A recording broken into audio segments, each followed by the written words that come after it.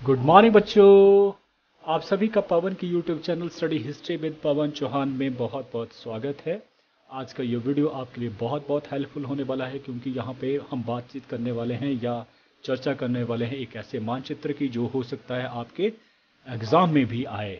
आपको ये वीडियो अच्छी लगे तो ज़रूर सब्सक्राइब कीजिएगा और लाइक करना तो मत भूलिएगा। तो पता करते हैं ये मानचित्र कौन है। मानचित्र रहेगा इंग्लैंड या ब्रिटेन के मानचित्र पर आपको दर्शाना है सूती कपड़ा उद्योग के केंद्र। और इससे पहले मैंने कोयला और लोहे के जो जहाँ से मिलता था उसके केंद्र भी दर्शाए हैं, तो वो भी वेरी इंपॉर्टेंट है, उसको देख लेना है। क्योंकि ये जो मानचित्र है उसमें थोड़ा सा ही डिफरेंट है, केवल 2-3 जगह हैं जो अलग से आपको दर्शाना पड़ेगी, बाकी वही जगह हैं जो हमने जहाँ से कोयला और लोहा मिलता था। क्योंकि उन्हीं क्षेत्रों के पास जो उद्योग भी स्थापित हुए, जहाँ पे कोयला लोहा होगा वहाँ उद्योग भी स्थापित होंगे। तो ये आपने ख्याल रखना कि पहला मानचित्र जरूर देख लेना है। अब सूती वस्त्र कपड़ा उद्योग की चर्चा करेंगे तो उनके लिए आपको लगभग ये शब्द तो लिखना ही पड़ेंगे, पहला लिखना ही पड़ेगा। क्या बताया जाए इसमें कि ब्रिटेन में जो सर्वप्रथम अगर औद्योगिक क्रांति हुई तो औद्योगिक क्रांति में सर्वप्रथम जिस चीज़ की चर्चा हुई है वो है सूती वस्त्र उद्योग। ये सर्वप्रथम जो है इस शताब्दी में सबसे पहले निखर कर आया था। इससे पहले क्या था कि जो सूत था वो हाथ से काटा जाता था, चरखे के द्वारा या तकली के द्वारा, और वो जो धागा होता था वो अच्छी किस्म का नहीं बनता, तो इस कारण जो अच्छी किस्म का कपड़ा भी नहीं बनता। और अधिकतर क्योंकि ये कार्य जो अधिकतर स्त्रियां करती थी तो इसलिए मांग बहुत ज़्यादा थी और कपड़ा बहुत कम जो है तैयार होता था। अतः क्या था, वहाँ के लोगों ने जो है जो विज्ञान थे, विज्ञान में रुचि रखने वाले लोग थे, उन्होंने नए नए आविष्कार किए 18वीं शताब्दी में। और उन आविष्कारों के कारण क्या हुआ, जो धागा बुनना था या कोई मशीनें बनना था उनमें बहुत ज़्यादा प्रगति हुई। जिसमें सबसे पहला जो नाम आता है वो याद रखना आपने, वो है जॉन के। जॉन के ने क्या किया, फ्लाइंग शटल बनाई। फ्लाइंग शटल क्या हुआ, जिससे क्या होता है ये शटल इधर से उधर फेंकी जाती थी और काफ़ी चौड़ा जो कपड़ा जो था उसे बनकर तैयार होता था, काफ़ी चौड़ा कपड़ा बनता था, ये इसकी खासियत थी। जेम्स हरग्रीव्स की बात करें तो इसने स्पिनिंग जेनी, इसकी जो धागा बुनने वाली मशीन थी, लेकिन जेनी इसकी पत्नी का नाम था तो पत्नी के नाम पर इसने इसका नाम रखा स्पिनिंग जेनी।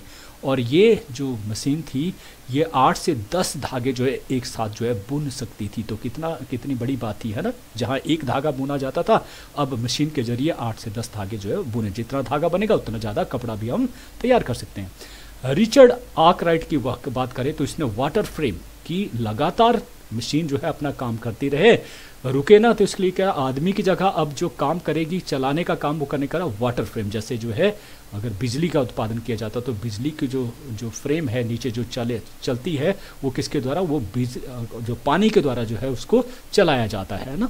तो इस प्रकार से यहाँ पर भी वाटर का, पानी का जो फ्रेम जो है बनाई गई, जिससे लगातार जो मशीन चल सकती थी। किसने किया, रिचर्ड आर्कराइट ने। सैमुअल क्रम्पटन ने क्या किया, इसने जो स्पिनिंग जेनी और जो आर्कराइट ने वाटर फ्रेम थी उसको मिलाकर एक नई मशीन बनाई जिसका नाम था म्यूल। याद रखना, जिसका नाम क्या था, म्यूल। और ये जो म्यूल थी इससे जो क्या था, सबसे इंपॉर्टेंट चीज़ है म्यूल की खासियत बात क्या थी कि ये जो बढ़िया किस्म का धागा, बारीक धागा और मजबूत धागा जो है, तो इस प्रकार से ये 3 खूबियाँ थी इस धागे में। इससे क्या हुआ, जो कपड़ा था और भी सुंदर मजबूत जो है बनने लगा। फिर अंतिम जो नाम आता है वो है एडमंड कार्टराइट का। इसने क्या किया, पावर लूम का आविष्कार किया। पावर लूम क्या था कि ये जो मशीन थी बड़ी तेज़ी के साथ, पहले से ज़्यादा तेज़ी के साथ बुनाई भी करती थी और कताई भी करती थी, और धागा टूटने के ऊपर ये अपने आप ही बंद हो जाती थी। तो इन आविष्कारों के कारण जो है ब्रिटेन के वस्त्र उद्योग में एक क्रांति जो है वो पैदा हो गई। और इसके लिए जो प्रमुख जो जगह थी जहाँ पर उद्योग स्थापित हुए थे उनके नाम है Glasgow, Newcastle, Ayrshire, Leeds, Manchester, Nottingham, Leicester, London, Wales और लंकाशायर। केवल 3 नाम है जो डिफरेंट है, एक ग्लासगो है, एक शायद नॉटिंघम में और एक है लिसेस्टर। तो चलिए देखते हैं कहाँ कहाँ और कैसे इसको भरना है। ये इस तरह का मानचित्र रहेगा।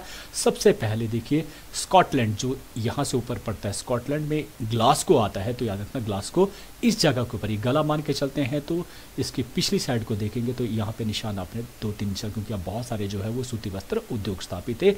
तो ग्लासगो कहाँ पे, स्कॉटलैंड में, यहाँ लिखेंगे स्कॉटलैंड और यहाँ जगह का नाम है ग्लासगो। फिर उसके बाद हमने जो है जो पिछले मानचित्र में भी सबसे पहला जो भरा था उस जगह का नाम यदि आपको याद होगा तो उस जगह का नाम था, यस, बिल्कुल सही बोला, न्यूकैसल। तो न्यू कैसल के लिए क्या है, यहाँ पे भी देखेंगे छोटा सा पानी का अंदर तक घुसा, और यहाँ भी देखेंगे तो इस जगह के ऊपर ही आप लगाएंगे, और इस जगह का नाम था न्यू कैसल। क्लियर हो गया। यहाँ पिछले उसमें भी भरा है हमने, इस जगह से यहाँ पे इस जगह का जो नाम था वो था आपका लंकाशायर, और यहाँ भी आप 2-3 निशान इस तरह से लगा सकते हैं, लेकिन मैंने एक ही निशान लगाया तो ये पड़ा लंकाशायर। ठीक है जी, लंकाशायर। अब लंका यहाँ से जितनी दूरी यहाँ पर है उतना ही आपने इस तरफ को, नीचे की तरफ पाँव की तरफ को जो है वो करना है, और इस जगह का जो नाम होगा वो जगह नाम है मैनचेस्टर। क्लियर है। अब जितनी इन दोनों के बीच में दूरी है उतना ही बढ़ना, लेकिन अब इस तरफ को नहीं, पैर की तरफ नहीं बढ़ना, बिल्कुल इस तरफ को थोड़ा सा बढ़ना है, तो उस जगह के ऊपर जो नाम आएगा उसका नाम है सेफफील्ड। इस जगह का नाम है सेफफील्ड। सेफफील्ड के बाद देखिए, अब इन दोनों के बीच में डिस्टेंस है उतना ही बीच से उतनी दूरी के ऊपर आपने करना है, और इस जगह का नाम जो क्या रहेगा, यह है लीड्स।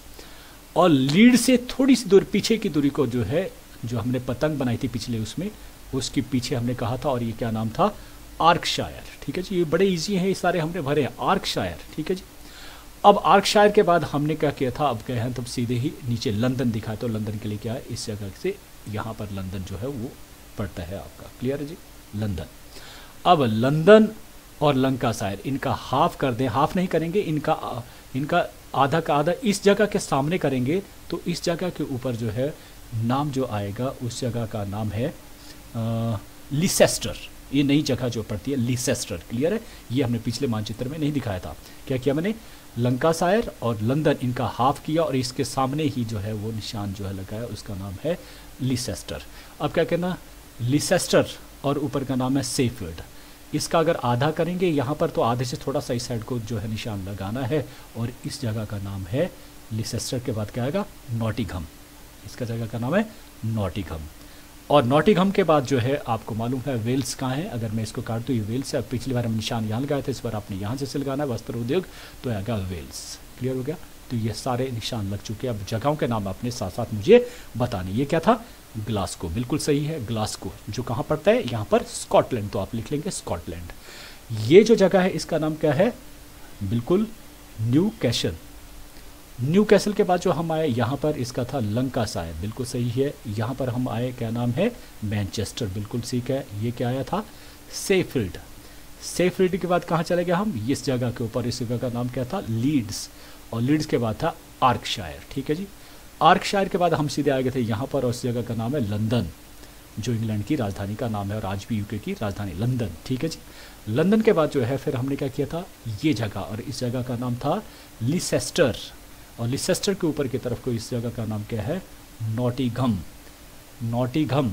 और नॉटिंघम से यहाँ पर जो है वो हमने किया था, ये था वेल्स। ठीक है जी। ये पूरे नाम, अब ये हो गया सूती व कपड़ा उद्योग के। अब बात करेंगे कि देशों के नाम। तो यहाँ पर क्या है, ये क्या है, इंग्लैंड, तो लिख लेंगे इंग्लैंड। इस जगह का नाम क्या है, आयरलैंड। और इस जगह का नाम है फ्रांस। ठीक है जी। अब सागर रह जाते, तो सागर सबसे बड़ा जो सागर यहाँ पे है, उत्तरी अटलांटिक सागर जो है वो पड़ता है, नॉर्थ अटलांटिक सी यहाँ पर पड़ता है। यहाँ पर उत्तरी सागर लिखेंगे, और यहाँ पर जो है इन फ्रांस और इंग्लैंड के बीच में पड़ता है वो है इंग्लिश चैनल। सॉरी, ये आयरिश सागर है यहाँ पे, क्योंकि आयरलैंड के साथ ये पड़ता है आयरिश सागर, और यहाँ इंग्लिश चैनल। ठीक है जी। ये नाम हो गया। अब इसके बाद क्या होगा, कुछ एक बॉक्स जो है दिया होता है इस तरह से। अब हमने क्या इस्तेमाल किया निशानों का, वो किया ट्राइंगल, तो ट्राइंगल बना लेंगे। और हमने इन ट्राइंगल के जरिए क्या बताया है इंग्लैंड में सूती कपड़ा उद्योग केंद्र है ना, या सूती कपड़ा उद्योग के केंद्र, तो लिख लेंगे सूती कपड़ा उद्योग के केंद्र। और इस प्रकार से हमने पूरा काम जो है वो कर लिया है। तो आशा करता हूँ आपको समझ भी आई होगी, और आप इस अगर ये आता है तो अच्छे से अपने पेपर में करेंगे और 5 नंबर हासिल करेंगे इसी शब्दों के साथ कि आप मुझे बड़े ध्यान से सुनते हैं। आप सबका बहुत बहुत धन्यवाद। Thank you.